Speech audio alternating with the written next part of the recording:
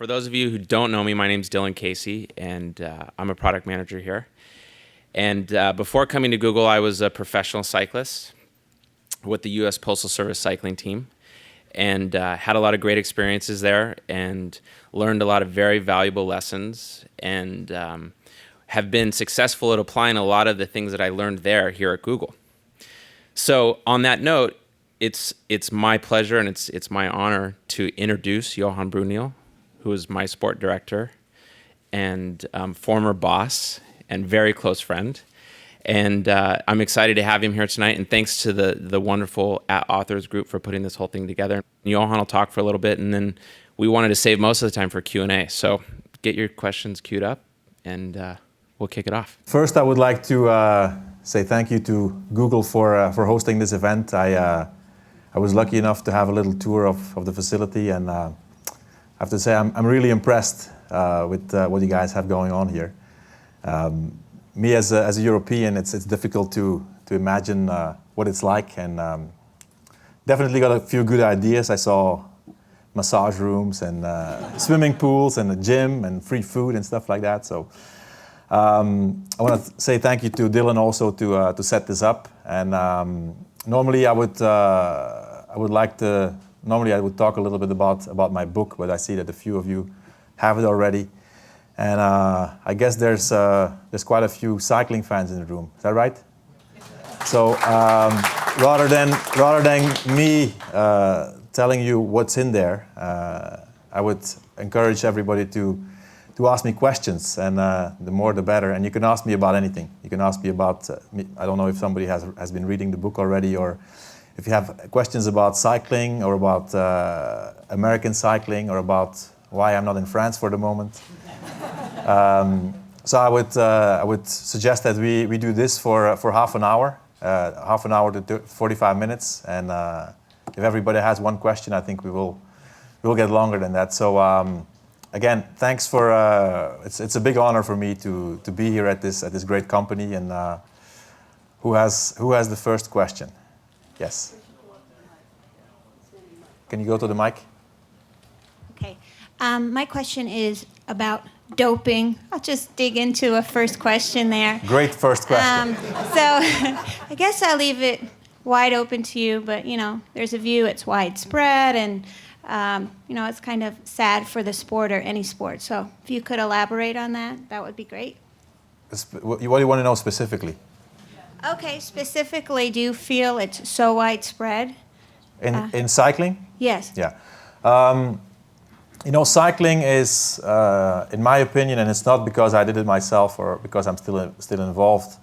In my opinion, it's the hardest sport in the world. That's number one. Number two, I think that as any professional sport, there's more and more a lot of money involved and a lot of fame involved.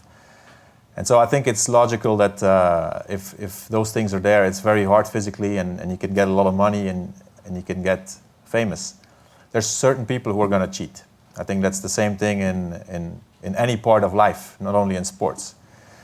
But it's true that cycling has a bad reputation in relation to doping, and I think it has a few reasons. There's a few reasons for that, and I think first of all it's because the testing. I think there's no other sport in the world that has done so much against doping, because there were some problems in the past, and they were in the media. But I think if you look at the problem now, I think it's basically a problem of perception, because there's so many tests in cycling compared to any other sport. In terms of quantity, first of all, and also in terms of quality. There's specific tests which are in cycling, only in cycling, and not in any other sport. So I would want to compare it a little bit with if you're riding on a highway and there's speed controls every 50 miles or every 5 miles. You're gonna get more tickets. So obviously, there's been a lot of positive cases, and it's definitely not been good. But as I say, it's definitely not the real picture. I think that other sports have more or less the same problem. So now I don't want to defend, of course, the use of doping in sports, and cycling I think has reacted in a very good way the last year and a half, I would say, when really the drug scandals were having a very negative impact on the sport, and sponsors went away, and new companies didn't come in, and at the end of the day, the athletes, they see that their job is in danger. And just to give you an example, at the beginning of this year, there was, of all the elite teams, there were 5 big teams who didn't have a sponsor for next year. So if you calculate and you're a bit smart, you don't have to be really smart to say 5 times 30 is 150. That's 150 jobs less if those teams don't renew. And I think that this year specifically we have seen a big change. Until now, there's and I touch wood. We didn't see a big scandal in the sport, and I think that everybody has really started to realize that the sport was in danger. It was not only the rider who had the opportunity to take a shortcut, but the sport was really in danger. And once everybody really has realized that this was such a bad situation that maybe next year there's a lot of jobs less, it was definitely the group, the sport, the peloton reacted in a good way, and I think you can see it in the races. There's a different atmosphere. Doesn't mean that the speeds have gone down or anything like that, but there's a different atmosphere, and I think the media has reacted very positively to it, and especially one of the very good signs is that we saw that this year finally new companies came into the sport again. In the last 2 years that didn't happen. And just to give 2 examples here in the United States, High Road and Slipstream both found a new sponsor. And I know how difficult it was last year. We were with Discovery, and Discovery had announced that they would finish their sponsorship, and we didn't find a sponsor, and we had our best season ever. So I think it's definitely going the good direction, and I just hope it continues to be like that. I guess it's the first one who runs to the microphone who gets the question. Yeah. So I was just wondering if you could talk about the impact of not being in the Tour on Astana's plans for this year. Like, would you have done the Giro? I mean, how did you change things? Did you think, the other question is, did you think the ASO would back down? And at any rate, just about all of that, how you went about that. Yeah, well, it was a difficult situation from the beginning, but it was also something that we really had calculated a little bit into our plans. Definitely about the Tour, because the Tour had already given some small indications that there would be a risk that we would not be at the Tour. And I thought that, with the defending champion of last year, we would be in, but we are not. Something I didn't count on, of course, was the Tour of Italy. They decided at first that we were not invited. And that was definitely a big disappointment, which changed our whole plan. But still, we focused on all the races that we were allowed to do, and we started very strongly with winning the Tour of California and winning the Tour of the Basque Country and the Tour of Romandie and big races. And then finally, the Tour of Italy changed their mind. And I still have my own idea about the initial decision. I think it was not their own, or not exclusively their own decision. I think it was definitely influenced by the Tour de France. So the Tour de France had a reason not to select us. But ultimately, they saw that for their race, it was going to be a big advantage to have the opportunity to have the Tour de France winner of last year in their race, and they changed their mind a week before the Giro, and that was definitely a big challenge because our strongest qualities were always planning the season, and here we didn't plan on it at all. But ultimately, it worked out fine, and we won that race, the Giro, and. I was thinking during the Giro that the Tour de France would maybe come back on the decision. But at the same time, I had some good talks with our sponsors, and we are in a different situation like any other team. It's not a commercial entity. It's a country who's sponsoring the team. And they were very happy we were in the Giro, and that when we won the Giro, there was a big party. And that night I had a talk with the minister of Kazakhstan, and I said, let's plan on expecting a phone call, and if it's up to me, I would want to say no to Tour de France. And so I would have loved to get that call and be able to say, you know what, thank you very much for the invitation, we appreciate it, but we will come next year, if that's okay with you. But it didn't happen, and I think it's okay. We could get through the season until now very good, and I think actually what my challenge was in rebuilding the team and rebuilding the image.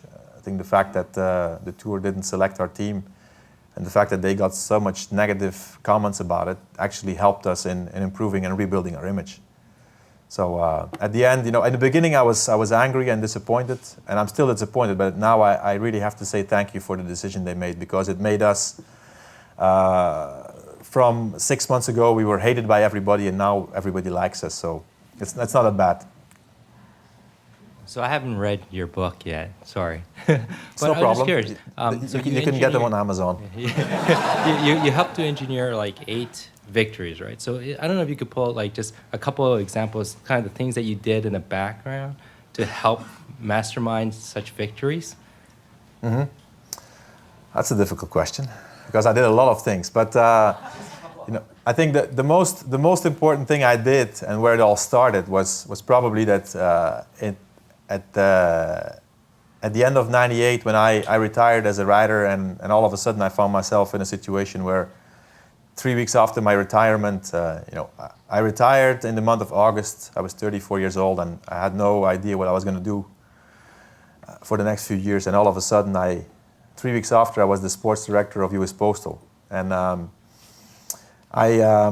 at that time, I didn't really know what the job was, but I accepted that job mostly because I really believed that Lance could win the Tour de France. And the fact that I could convince him and could make him believe in what I believed so strongly is probably the most important thing I've done in my career, because back in those days, Lance, he was a one-day racer, a classic specialist, and he was pretty good at it. He was the youngest world champion in history at the age of 21, and I remember that after he came back from cancer, he was very happy he was a bike rider again, and he wanted to focus again on the classics. And I know it took me a lot of effort and time to convince him that was not the good thing to do.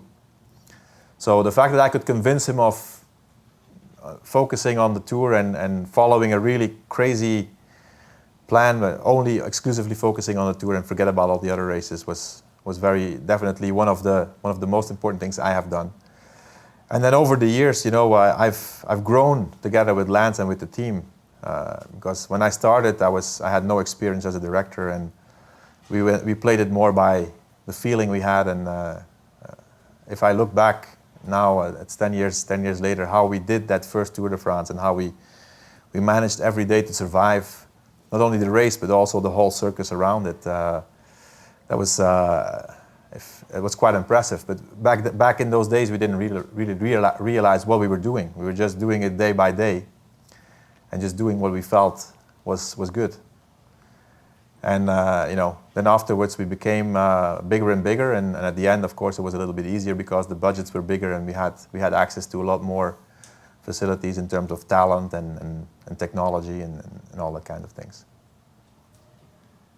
I was wondering if you can compare and contrast your experiences both as a writer and as a director, at the Tour. Like which one was more stressful, mentally, physically? Which one was more exciting? And just talk about that a little bit. Yeah. Well, for me, definitely my experience as a director has been more satisfying. I have won myself 2 stages in the Tour de France and worn one day the yellow jersey, which for me was a huge accomplishment because I was not the most gifted rider out there. But for me, winning a stage was already a dream come true. I could win 2, and on top of that, I could wear the yellow jersey, and on top of that was in my own country that special day against Miguel Indurain, who was back then the big champion. But that was, compared to what I accomplished later as a director, was, totally different. And it was a lot more complex to manage a team of 9 riders in the Tour de France and win those 7 times with Lance, and then one time again with another rider. Especially because the challenge became always more and more difficult. The first one was probably the easiest one because we were really naive and we just did what we had to do. But afterwards, we became the favorites. And after 3 or 4 years of being the favorites and having the dominance of the race, I could see something create a really not so positive atmosphere amongst our competitors. And at a certain moment, the teams and certain riders were racing not to win, but to make us lose. And that was very difficult because it's one against everybody. And as of today, I still feel that that's my biggest satisfaction. If you're able to win when everybody wants you to lose, that's what really feels good. It's not very pleasant while you're doing it, but when you win, it's a good party afterwards. Okay. How do you manage egos on the team? Because everybody wants to win bike races. How do you plan out a season managing all of the egos of all of the riders on your team? Very good question. Well, it starts with the way you hire people, of course. I've had access sometimes or the opportunity to hire big champions. And maybe physically they would fit in our structure, but I think you have to do a lot of research on their personality and how they will fit in. And I have to say that I had little problems with managing egos because Lance was so dominant that there was no question that anybody could beat him, and definitely not somebody on our team. So what I did, of course, was try to create the strongest team around him.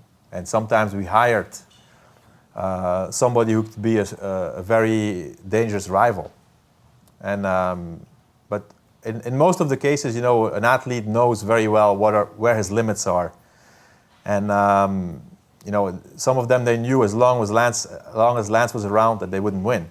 So some of them preferred to be with the winner and work for him. And most of those guys, they also have learned how to do it, and afterwards they went to another team and they were pretty successful. So that's not been a big challenge. The biggest challenge definitely has been the other way around, to motivate people who were more or less in a role of always being a helper, and they also had qualities to win other races. And once you get in a certain routine of doing your job and doing what is asked from you and work for your leader, and then in other races just not be motivated, that's been my biggest challenge. And that's not always been easy. Thank you for the book. I did read it, and it's very enjoyable. Good insight. Thank you. So my question is that they made a significant rule change in the Tour this year. There's no time bonuses for the intermediate sprints or the finishes, and I was wondering if you'd comment on that and what you think how you think that's going to affect the race. I think at the end it's not going to affect the overall. It definitely affects the first week because let's say the sprinters basically have no access to getting the yellow jersey. In other years you could see that there was 20 seconds of bonification at the end of each stage. So let's say after a prologue there was some time differences, and then after 3 stages normally you would have a sprinter in the leader's jersey. And as one of the favorites and the teams of the favorites, that was very welcome because you knew that they would try to defend that jersey. And now it's not been the case. But at the same time, there's not a real team of favorites, and it's a very open race. So I don't think it really matters. Also because of the 3 or 4 favorites, there's not really somebody who can make the difference in the mountains. And before there was also 20 seconds of bonification in each mountain stage, which was sometimes very good for a specialist climber. But now it's all really complete riders who can defend themselves in the mountains, but probably not going to win a mountain stage. And I don't think it's going to affect the race a lot. It was a good try from ASO, but I don't think it's gonna matter.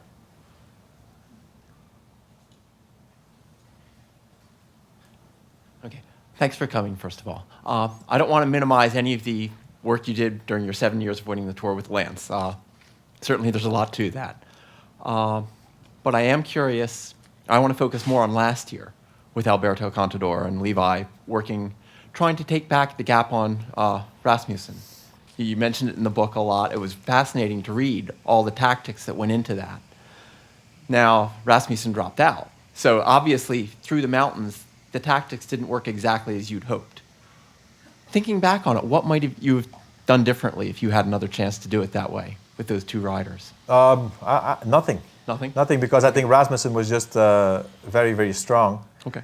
And I mean, I think we probably made a mistake like any other team which had favorites by letting Rasmussen go that far away in that first mountain stage. Mm-hmm.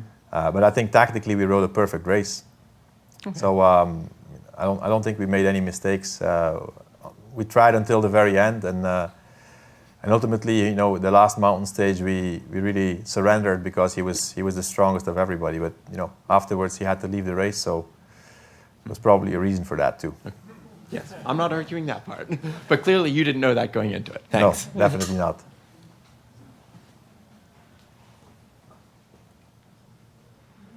I hope I can ask more questions. So actually, I have two questions. One is certainly with Lance, and I don't know what your strategy was on this score with Contador and on Nijpeimer, but are you going to continue to focus on like one race, or do you now, with the team and the folks who are in the team now, going to maybe look at spreading yourself or the team out in different areas across the year? And the other question I have is, I mean, personally, when I saw that the ASO had canceled out Astana from the team, my first thought was, you know, the French, what a bunch of poor losers, that they want some French guy to do well in the Tour. So my question for you is there any French guy who could do well in the Tour?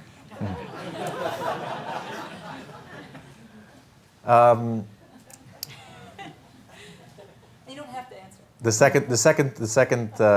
The answer to the second question is right now there's not. No, I think there's a few young guys coming, but definitely, you know, I don't see anybody really for the immediate future. What was your first question again? About spreading yourself. Yeah. Okay. Good. This year definitely, because we have been forced to do it, and you know, I think we've been very successful at it. We won races in the beginning, the Giro, and now we're focusing on the Tour of Spain. And it would be a very huge accomplishment if we could win the Tour of Spain. It would first of all be a great answer to the ASO. Although, you know, there's a little bit of a bittersweet taste now because they own half of this race now, the Tour of Spain. They bought into the Tour of Spain. But yeah, in the future, definitely. I mean, the Tour de France is the event, and there's nothing bigger than that in cycling. So I think it's really worth taking the risk and focus with our strongest part of the team on that race. But of course, you know, there's 25 to 30 riders on every team, so there's races for everybody. And next year we're going to want to be good in the Giro also and in the classics. But I hope that next year the Tour de France is going to be our biggest goal and that we can win it again. Okay, this is not a very serious question, but at the end of a day at the Tour de France, you know, you have all these riders sitting next to you at the dinner table eating a lot of food, and I've always wondered how the directors and all the non-riders can eat dinner with them and not gain a lot of weight during those 3 weeks because everyone else is eating so much. Did you have any tactics for that, or do people actually gain weight? If you see the video of me as a rider and you see me now, my tactics were not very good. But anyway. We're not sitting at the riders' table for dinner. They usually have dinner a lot earlier, and by the time that the staff comes in, they're having dessert. So that's a good tactics. And we have a chef also who takes care of the riders, and not about us. So we just have to eat the hotel food, which is not always the best. How often do you ride personally, and while you're here, are you going to take advantage of any of our routes? Because there's so many good ones, I'm sure Dylan can show you. And lastly, Luke Armstrong, do you spend much time with him and the girls, and Grace and Isabel? And do you see any kind of Lance in them as far as bike riding? Okay. Well, the first part of your question is I don't ride my bike at all. It's difficult to understand for somebody who hasn't been a professional rider, but and I just had that discussion with Dylan a little bit also, because I know he's still riding a lot. But when I finished, I was 34 years old, and I had probably been for 19 years or more than 20 years on a bike. And I calculated probably 15 times around the world by bike, which is quite a lot. And when you finish your career, when you're 33, 34, I think that every professional sports is leaving some damage to the body. And you get injured, and you get bad tendons, and because you're pushing yourself all the time over the limit.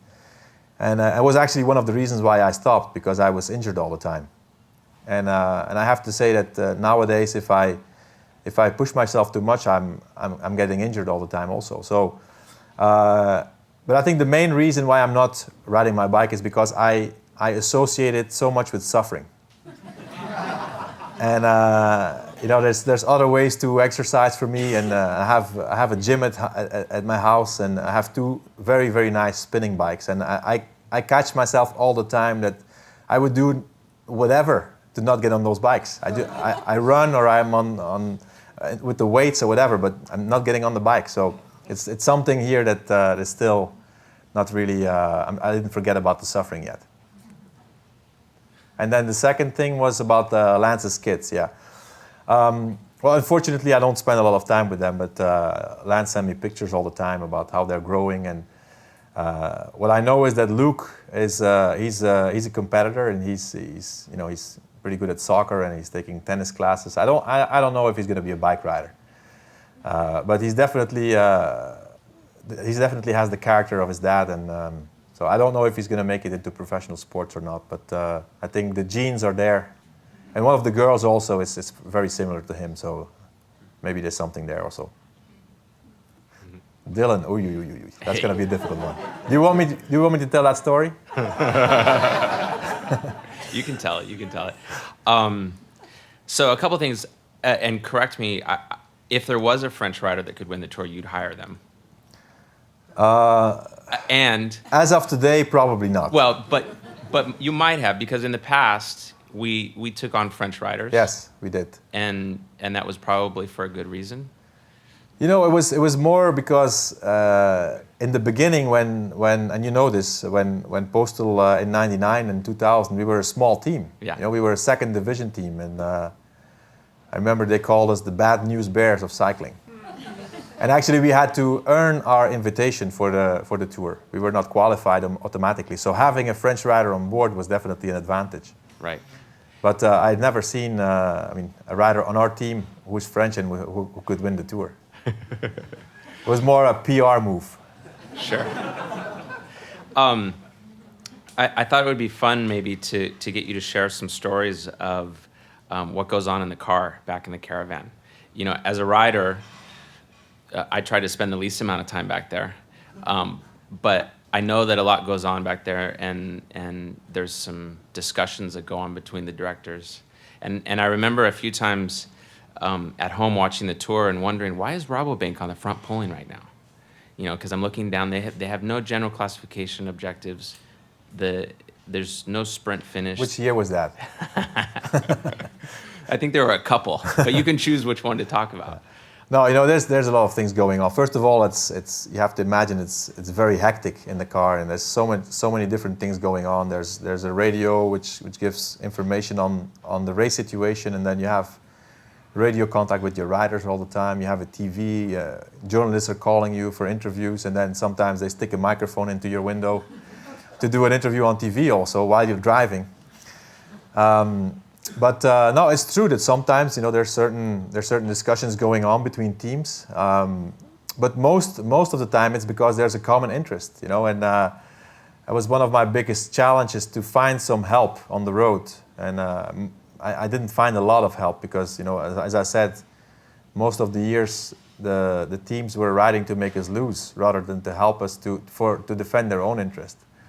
But you know, you have to know that at the Tour de France, it's such a big race, and there's other interests. There's the green jersey in the game. Sometimes there's the team classification in the game, and I think we've always been smart to not focus on those things. There was a number of years where we probably could have won the team classification. But we on purpose we didn't do that because we basically left it to another team because we knew that in the last week this was going to be a big help for us when the situation was created where their leader's position was in danger. So, but that Rabobank thing, that's another story, and it was an open account actually. It was a service we did in the classics, and then the promise was that they would help us at least one day in the Tour de France, and they did.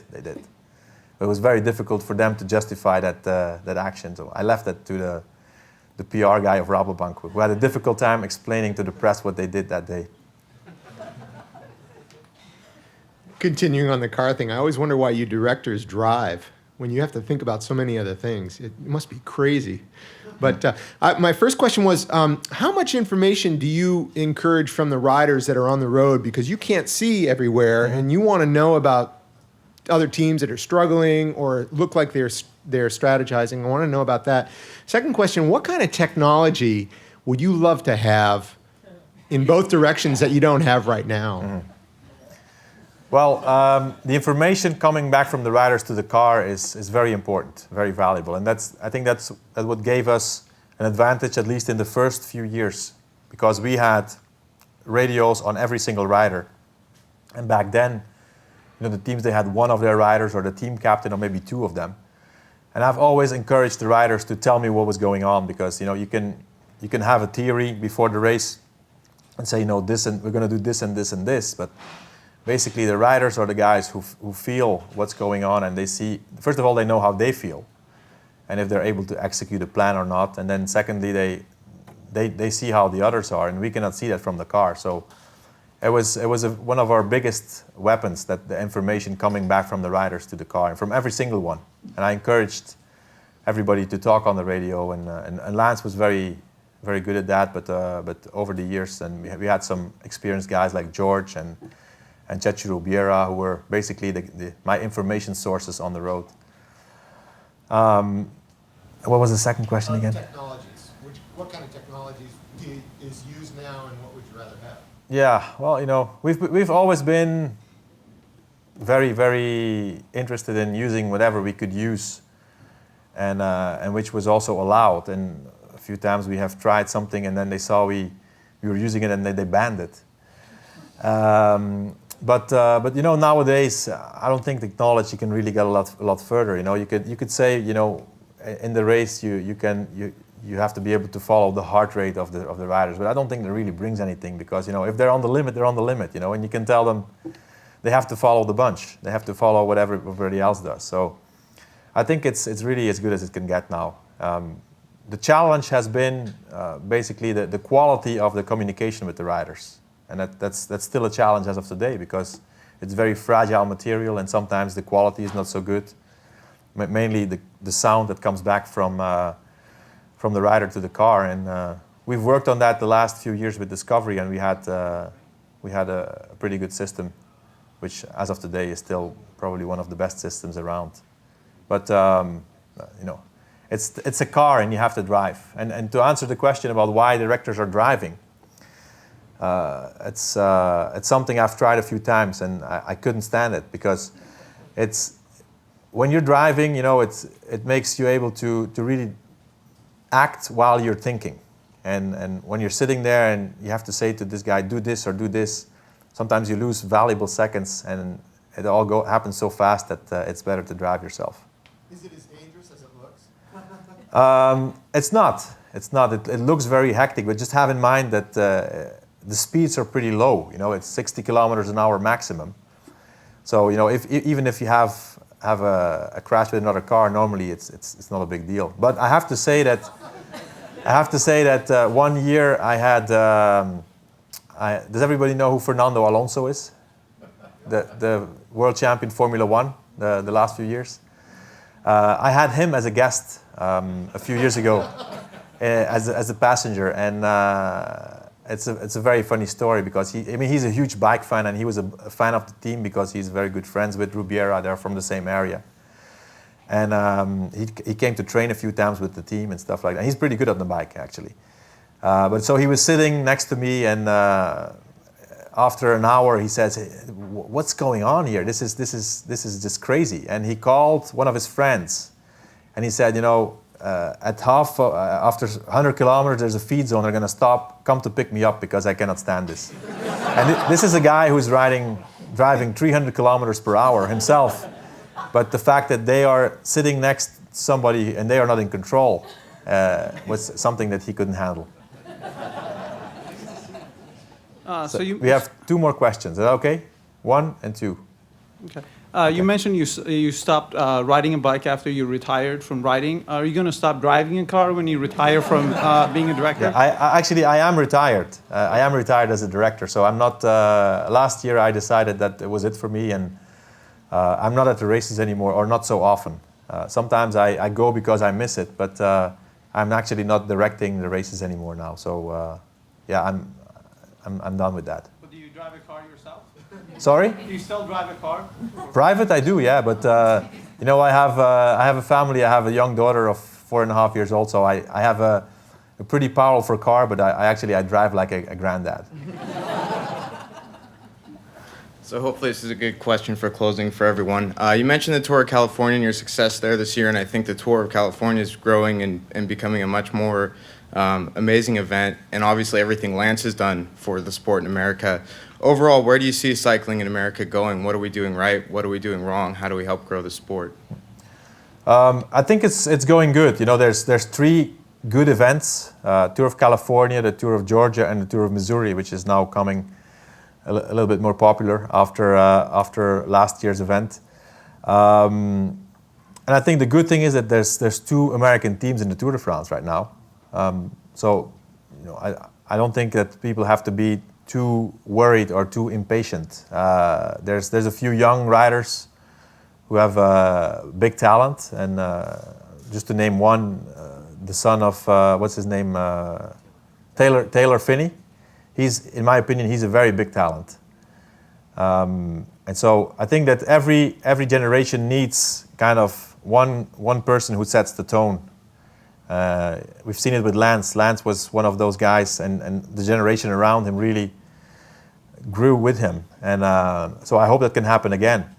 No, I'm pretty optimistic for cycling in America. The events are great. It's a good organization. It's very professional. Now the Tour de France is also a little bit involved in the Tour of California, so I think that's going to grow the event also. So no, I'm pretty optimistic for American cycling. I'm going to finish with one little story.